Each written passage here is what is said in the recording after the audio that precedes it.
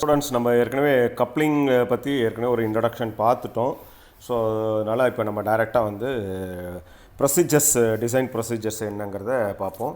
So இப்போ நம்ம பார்க்குறது ஃப்ளான்ஜ் கப்ளிங்குள்ளே design procedures. Step 1 dark.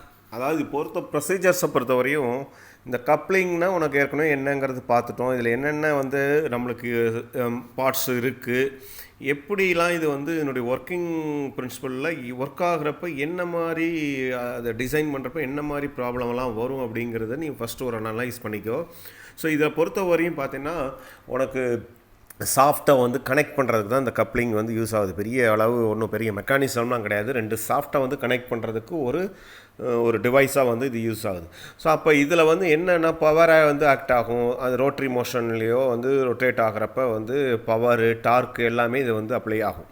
So அப்போ இதில் வந்து எந்த இடத்துல வந்து பவர் வந்து டிரான்ஸ்மிட் ஆகுது, ஃபஸ்ட்டு சாஃப்ட்டு ரொட்டேட் ஆகிறப்ப அதிலேருந்து ஃப்ளாஞ்சிலேருந்து போல்ட்டு, அப்புறம் கீ, அதுக்கப்புறம் அடுத்த சைடில் உள்ள அடுத்த சைடில் உள்ள ஃப்ளாஞ்சு சாஃப்ட்டு, இப்படி தான் உனக்கு என்ன ஆகுதும் ஒவ்வொரு இடத்துலையும் வந்து அந்த டார்க்கு பவர்லாம் வந்து டிரான்ஸ்மிட் ஆகிட்டுருக்கும் உனக்கு.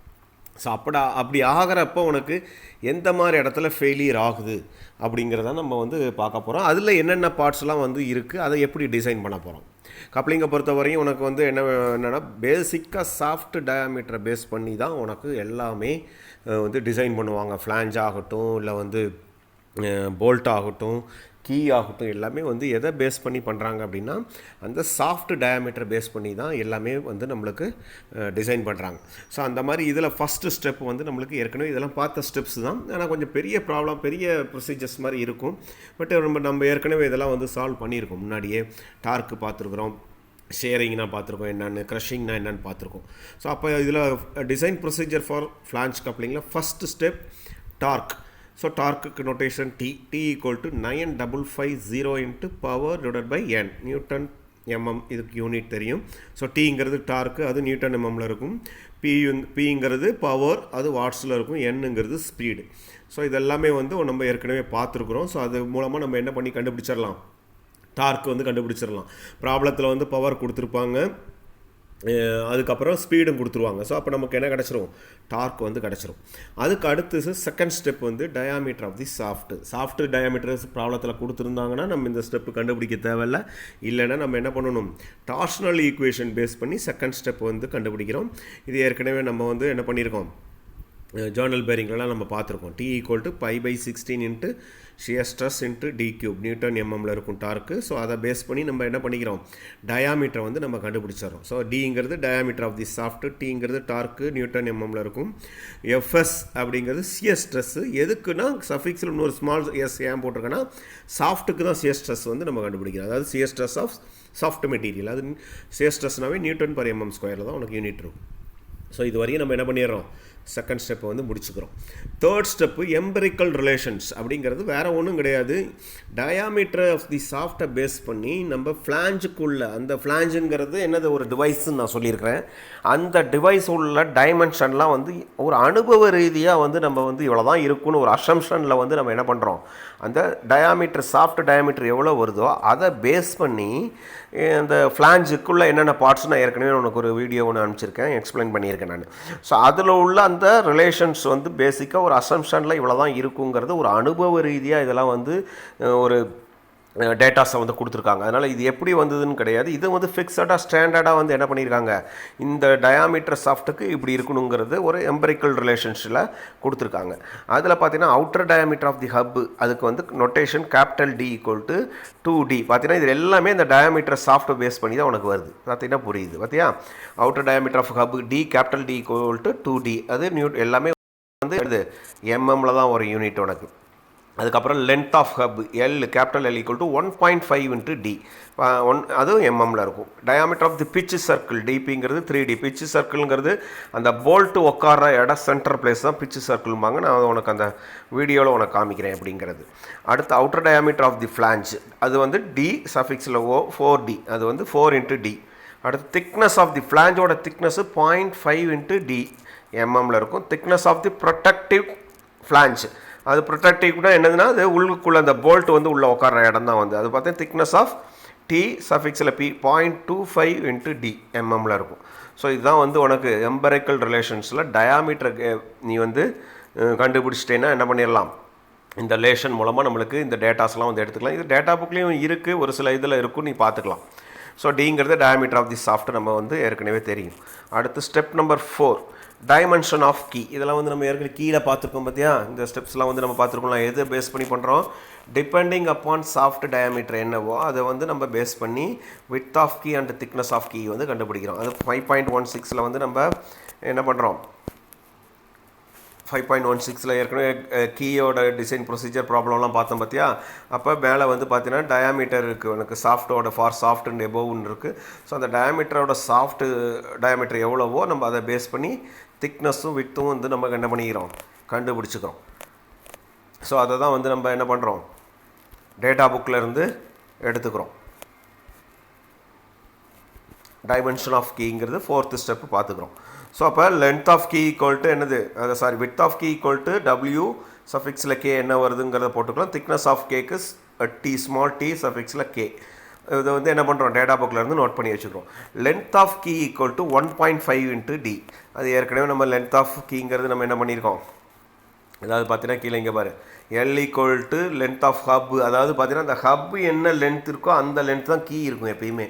அதனால் வந்து சம்டைம்ஸில் ப்ராப்ளத்தில் வந்து லென்த் ஆஃப் ஹப்னு கொடுத்துட்டாங்கன்னா நீ இந்த டேட்டாவே கீயோட லென்த்தாக நம்ம வந்து பண்ணிக்கலாம், டிசைன் பண்ணிக்கலாம். அதான் கேபிட்டல் எல் ஈக்குவல் டு 1.5 டியும் இங்கே பார்த்தீங்கன்னா length of key equal to 1.5 டியும் ஒன்றில் நான் போட்டிருப்பேன். Length of key equal to length of hub ரெண்டுமே சேமாக தான் இருக்கும் எப்பயுமே. ஸோ இது வந்து நம்மளுக்கு ஸ்டெப் நம்பர் 4. அடுத்து ஸ்டெப் நம்பர் 5 வந்து நம்பர் ஆஃப் போல்ட். அதுக்கு வந்து ஸ்மால் என். இது வந்து என்னென்னா எத்தனை போல்ட் வந்து அந்த அதாவது 2 ஃப்ளாஞ்ச் அது 2 ஸ்ப்ளிட்டாக இருக்கும், அந்த சாஃப்டாக கனெக்ட் பண்ணுறதுக்கு போல்ட் மூலமாக தான் அதை நம்ம கனெக்ட் பண்ணுவோம். ஸோ அப்போ கனெக்ட் பண்ணுறதுக்கு எத்தனை போல்ட் வந்து யூஸ் பண்ணுறோம் அப்படிங்கிறது அதுவும் பார்த்தீங்கன்னா depending upon shaft diameter base பண்ணி நம்ம எவ்வளோ போல்ட்டுங்கிறத நம்ம வந்து என்ன பண்ணுறோம், டேட்டா புக்கில் 7.134 நம்மளுக்கு வந்து டயாமீட்டர் வந்து கீழே பார்த்தீங்கன்னா ஸ்மால் என்னன்னு கொடுத்துருக்காங்க. அது பார்த்தீங்கன்னா up to 40 mm 100 mm 180 mm இருக்குது. ஸோ அதை நம்மளுக்கு என்ன டயாமீட்டர் சாஃப்ட் டயாமீட்டர் வருதோ அதை பேஸ் பண்ணி இந்த நம்பர்ஸ் வந்து நம்ம என்ன பண்ணிக்கிறோம், எடுத்து எழுதி நம்பர் ஆஃப் போல்ட்டை வந்து நம்ம என்ன பண்ணிக்கிறோம், கண்டுபிடிச்சிக்கிறோம். ஸோ இதுதான் வந்து ஸ்டெப் நம்பர் 5. அடுத்து ஸ்டெப் நம்பர் 6 அப்படிங்கிறது போல்ட்டு என்ன எத்தனை போல்ட்டுங்கிறது கண்டுபிடிச்சதுக்கப்புறம் போல்ட்டோட டயாமீட்டர் என்னங்கிறது கண்டுபிடிக்கிறோம். ஸோ அது வந்து டி ஈக்குவல் டு டார்க் மூலமாக டார்ஷனல் ஈக்குவேஷன் மூலமாக நம்ம T equal to π/4 × dB² × shear stress of bolt n × pitch circle of diameter /2. இதுதான் வந்து ஃபார்முலா. ஸோ இதிலேருந்து நம்ம போல்ட் டயாமீட்டர் வந்து நம்ம என்ன பண்ணிக்கிறோம், கண்டுபிடிச்சிருக்கோம். இந்த டேட்டா எல்லாமே உனக்கு தெரியும். டீங்கிறது டார்க் ஏற்கனவே கண்டுபிடிச்சிருப்போம்.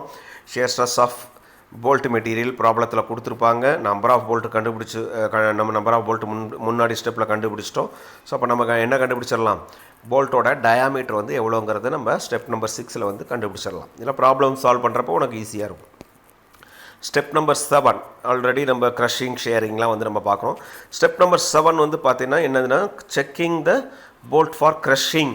அதாவது க்ரஷ் ஆகிறது எந்த இடம் வந்து ஃபஸ்ட்டு உடையும் அப்படின்னு பார்த்தீங்கன்னா போல்ட்டு தான் ஆகும். அதாவது அவனுடைய டார்க் அதிகமாகவோ இல்லை ஆர்பிஎம் அதிகமாக இருந்தாலும் ஃபஸ்ட்டு வந்து உனக்கு போல்ட்டு வந்து க்ரஷ் ஆகும். ஸோ அப்போ அதனுடைய இன்டியூஸ்டு க்ரஷிங் ஸ்ட்ரெஸ் எவ்வளோ தாங்குங்கிறத நம்ம கண்டுபிடிக்கிறோம். ஸோ அதுக்கு d equal to bolt diameter, அடுத்து வந்து திக்னஸ் ஆஃப் ஃப்ளாஞ்சு, அதுக்கப்புறம் இன்டியூஸ்டு க்ரஷிங் ஆஃப் போல்ட்டு, அதுக்கப்புறம் number of bolt, pitch circle diameter of bolt /2. இதுதான் வந்து ஃபார்முலா. ஸோ இதிலேருந்து நம்ம என்ன கண்டுபிடிச்சிக்கிறோம், இந்த இன்டியூஸ்டு க்ரஷிங் ஆஃப் போல்ட் மெட்டீரியலுக்கு வந்து எவ்வளோ வந்து தாங்கும், க்ரஷிங் வந்து எவ்வளோ தாங்குங்கிறத நம்ம அதோட லிமிட்டேஷனுக்குள்ளே இருக்கான்னு ஏற்கனவே நம்ம வந்து போன கீழெல்லாம் கண்டுபிடிச்சோம். அதே தான் இதுலேயும் வந்து நம்ம கண்டுபிடிக்கிறோம். அதனுடைய இதுதான் வந்து பார்த்திங்கன்னா என்னது சிக்மா C/BIங்கிறது induced crushing stress for bolt material. டீங்கிறது டார்க் தெரியும், டிபிங்கிறது டயாமீட்டர் ஆஃப் போல்ட் எம்எம்மில் இருக்கும், திக்னஸ் ஆஃப் ஃப்ளாஞ்ச் டிஎஃப், என்னங்கிறது நம்பர் ஆஃப் போல்ட்டு, டிபிங்கிறது டயாமீட்டர் ஆஃப் பிச்சு. ஸோ இதுக்கு வந்து என்னது induced crushing stress for the bolt is always less than allowable crushing stress for bolt material. Bolt material allowable crushing ஸ்ட்ரெஸ்ஸோட நம்ம கண்டுபிடிச்சிருக்கிறது வந்து என்னவாக இருக்கணும், குறைவாக இருக்கணும். குறைவாக இருந்தால் நம்ம டிசைன் இஸ் சேஃப். இல்லைன்னா நம்ம என்ன பண்ணிக்கலாம், அதுக்கு மறுபடியும் வந்து சாட்டிஸ்ஃபேக்ஷன் போட்டுக்கலாம். இல்லைன்னா வந்து என்ன பண்ணிக்கலாம், அதனுடைய திக்னஸ் ஆஃப் தி ஃப்ளான்ஜியோ இல்லை டயாமீட்டரையோ நம்ம வந்து என்ன பண்ணணும், குறைக்கணும். அடுத்து ஸ்டெப் நம்பர் 8, செக்கிங் த ஃப்ளான்ஜை ஃபார் ஷியரிங். இது வந்து T = π/T into capital D square into thickness of flange into induced flange of material. அது வந்து நம்ம அதில் வந்து என்ன பண்ணிக்கிறோம், திக்னஸ் ஆஃப் மெட்டீரியல்ஸ் வந்து நம்ம வந்து சேஃபாக என்னங்கிறத நம்ம கண்டுபிடிக்கிறோம். ஸோ அது இதே மாதிரி தான் உனக்கு இன்டியூஸ்டு ஷியர் ஸ்ட்ரெஸ் ஃபார் ஃப்ளான்ஜுங்கிறது தவ், FIங்கிறது தெரியும், Tங்கிறது டார்க்கு, Dங்கிறது அவுட்டர் டயாமீட்டர் ஆஃப் ஹப், TFங்கிறது திக்னஸ் ஆஃப் ஃப்ளான்ஜ். ஸோ இதுவும் வந்து உனக்கு இன்டியூஸ்டு ஷியர் ஸ்ட்ரெஸ் ஃபார் ஃப்ளான்ஜுக்கு வந்து நம்மளுக்கு அலோவபிள் ஷியர் ஸ்ட்ரெஸ்ஸோட நம்ம கண்டுபிடிச்சிக்கிற ஷியர் ஸ்ட்ரெஸ் வந்து குறைவாக இருந்துச்சுன்னா டிசைன் இஸ் சேஃப். ஸோ இது வந்து ஸ்டெப் நம்பர் 8. ஸ்டெப் நம்பர் 9ங்கிறது செக்கிங் ஃபார் த கீ. அதுக்கு வந்து நம்ம ஏற்கனவே போன கீயில் டிசைன் பார்த்தோம். Shearing tau KI = 2 into T divided by length of key into width of key into diameter. So இதுவும் வந்து நம்மளுக்கு என்ன பண்ணுறோம், allowable shearing of key materials கொடுத்துருப்பாங்க. ஸோ அதோட குறைவாக வந்துச்சுன்னா இந்த டிசைன் இஸ் சேஃப். இதெல்லாம் போன ப்ராப்ளத்தில் நம்ம பார்த்தது தான். அதே மாதிரி சேம் ஸ்டெப் நம்பர் 10 க்ரஷிங் வந்து பார்த்தீங்கன்னா அதே மாதிரி 4 into T divided by length of key into thickness of key into diameter. So இதுவும் ஸ்டெப்ஸ் வந்து நம்ம கீழே கண்டுபிடிச்சது தான். ஸோ அலோவபிள் க்ரஷிங் ஸ்ட்ரெஸ்ஸோட கீ மெட்டீரியல் வந்து நம்ம கண்டுபிடிச்சிக்கிற வேல்யூ குறைவாக வந்துச்சுன்னா டிசைன் இஸ் சேஃப். சப்போஸ் வந்து இதில் வந்து the key is not safe, increase the value of thickness of the key. அதாவது அதனுடைய திக்னஸை கூட்டிட்டோம்னா என்ன ஆகாது, அதனுடைய ஸ்டெபிலிட்டி நல்லாயிருக்கும். அப்போ வந்து ஆட்டோமேட்டிக்காக வந்து டிசைன் வந்து சேஃபாக இருக்கும். அந்த மாதிரி ஒரு கண்டிஷன் வந்துச்சுன்னா நீ என்ன பண்ணிக்கலாம், இந்த ஃபார்முலாவில் TK வேல்யூவை வந்து நீ என்ன பண்ணிக்கலாம், வேல்யூ வந்து இன்க்ரீஸ் பண்ணோம்னா நம்மளுக்கு வந்து டிசைன் வந்து சேஃபாக இருக்கும். ஸோ இதுதான் வந்து உனக்கு இந்த procedures for coupling, flange coupling.